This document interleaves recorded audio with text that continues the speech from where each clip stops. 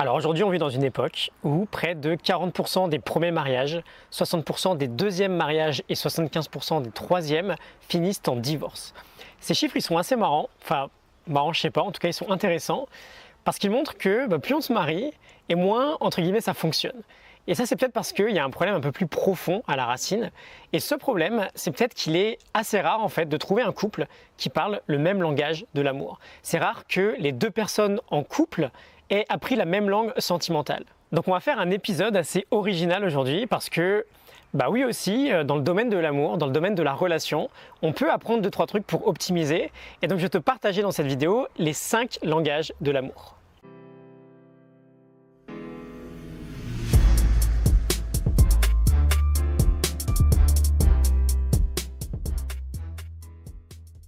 Alors tu es peut-être en train de te dire, Gianni, c'est quoi ce bordel? Qu'est-ce que tu me racontes avec tes langages de l'amour?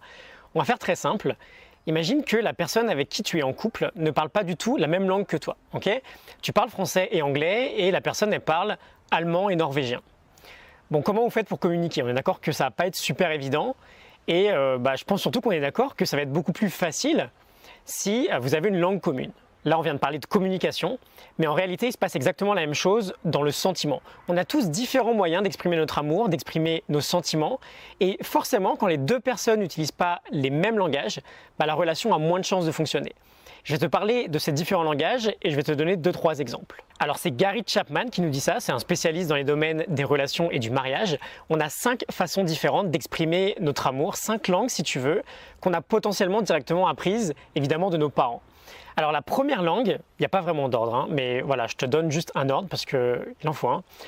La première langue, c'est la parole valorisante, okay, les compliments, les paroles d'encouragement, etc. Ensuite, on a les moments de qualité. Okay, ça va être des moments passés dans le partage, dans l'écoute, le fait par exemple de vouloir participer à des activités communes. Ensuite, on a les cadeaux.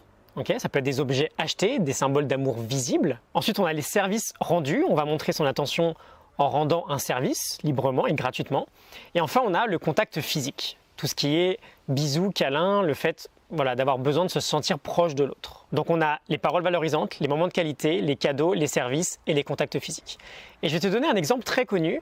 Qu'est-ce qui se passe quand la personne A exprime son amour en cadeau, parce que c'est peut-être ce qu'on lui a appris inconsciemment, et la personne B attend plutôt de l'amour sous forme de moments de qualité. On est d'accord que la personne B va pas forcément se sentir aimée lorsqu'on va lui offrir un bijou, ça va lui faire plaisir, mais ce sera pas forcément une preuve d'amour.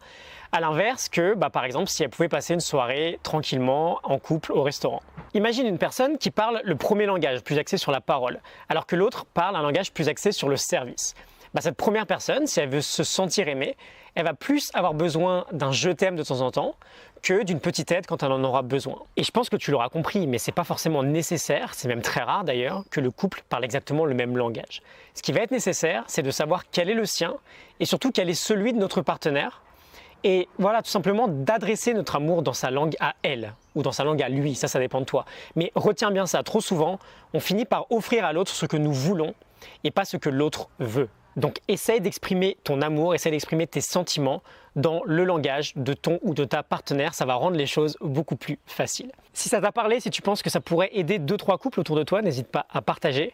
Je te mets le lien de la Morning Note, les langages de l'amour de Gary Chapman dans la description. Si tu veux aller un chouïa plus loin, je pense que ça prend à peu près 5 minutes et tu peux peut-être apprendre 2-3 trucs sympas. Et moi je te retrouve demain pour une nouvelle semaine. Je te souhaite un excellent dimanche. À demain. Salut.